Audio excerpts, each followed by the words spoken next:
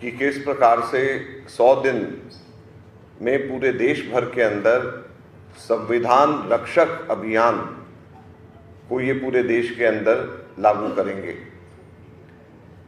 मुझे ये बताते हुए बड़ी खुशी है कि इससे पहले हमारे एससी कांग्रेस एससी सेल, जिसको राजेश लोथिया जी राष्ट्रीय स्तर पे जिसको लीड करते हैं, हेड करते हैं, उसने पूरे देश भर के अंदर 3 लाख संविधान रक्षक अभी तक के ऑलरेडी बना दिए हैं।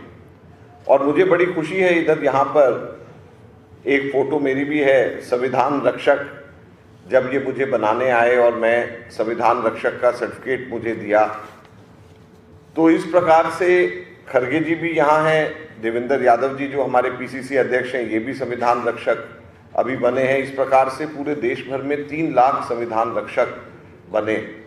और अब आगे की कड़ी के अंदर 100 दिनों में दिल्ली के 70 के 70 विधानसभा क्षेत्रों के अंदर जाने का कार्यक्रम है और हर विधानसभा क्षेत्र में जाकर के संविधान रक्षक बनाने का कार्यक्रम हमारे शेड्यूल कास्ट डिपार्टमेंट, जिसको राजेश लोथिया जी हेड करते हैं, कांग्रेस के शेड्यूल कास्ट डिपार्टमेंट, वो यहाँ पर करेगा और दिल्ली प्रदेश कांग्रेस कमेटी साथ में मिलकर के इनको सहयोग करेगी।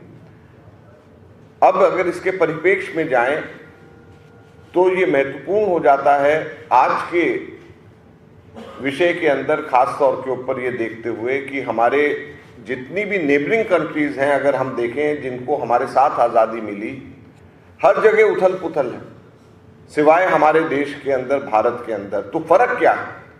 बुनियादी फर्क, मुख्य फर्क हमारा संविधान है। और हमारा संविधान हमारे देश को दुनिया के उन तमाम देशों से अलग करता है जहां पर लोकतंत्र जिंदा नहीं है, जहां पर लोगों की आवाज़ दबाई जाती है। केवल और केवल ये संविधान एक फर्क डालता है हमारे देश को दूसरे देशों से जहां पर लोकतंत्र नहीं। और इस वजह से जब भी कभी भी हमारे लोकतंत्र पे हमला करना होता है, उन ताकतों को जो हमारे देश के अंदर पिछड़े वर्गों को, दलित वर्गों को आगे नहीं बढ़ने देना चाहते, वो हमारे संविधान पे हमला करते हैं।